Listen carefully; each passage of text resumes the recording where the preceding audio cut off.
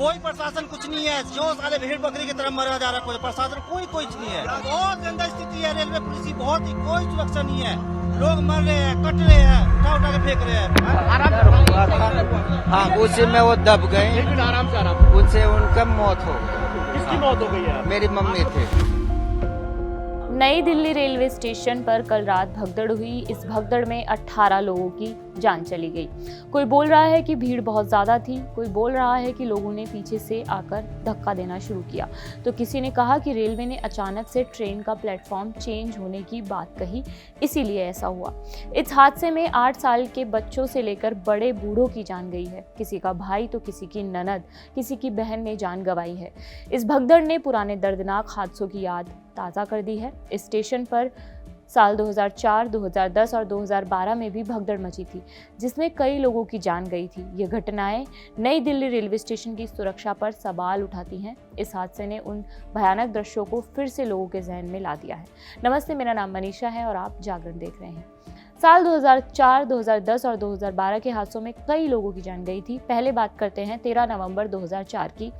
Railway station पर ऐसी ही घटना हुई थी। बिहार जाने वाली ट्रेन पकड़ने के जल्दी में ओवरब्रिज पर लोग एक दूसरे के ऊपर गिर गए थे, जिससे 5 महिलाओं की मौत हो गई थी और कई लोग घायल हो गए थे। मई 2010 इस घटना में पटना जाने वाली ट्रेन के प्लेटफॉर्म को आखिरी समय में बदलने के कारण नई दिल्ली स्टेशन पर भगदड़ मच गई थी, जिसमें 2 लोगों की मौत हो गई थी और कम से कम 15 यात्री घायल हो गए थे। दोपहर करीब 2:50 पर बिहार संपर्क क्रांति एक्सप्रेस के प्लेटफॉर्म नंबर 12 पर पहुंचते ही भगदड़ मच गई थी। ट्रेन को प्लेटफॉर्म 13 से रवाना होना था, फिर ट्रेन के रवाना होने से कुछ मिनट पहले ही प्लेटफॉर्म बदल दिया गया। अधिकारियों ने बताया कि नए प्लेटफॉर्म पर पहुंचने के लिए यात्रियों में धक्का मुक्की हुई और वे अपना सामान लेकर आगे बढ़ते गए, जिससे भगदड़ जैसी स्थिति पैदा हो गई। साल 2012 में भी एक बिहार जाने वाली ट्रेन पकड़ने के लिए सैकड़ों लोग प्लेटफॉर्म के ऊपर बने पुल पर भागे थे। इस दौरान भगदड़ मच गई थी, जिसमें एक 35 साल की महिला और एक 14 साल के लड़के की मौत हो गई थी।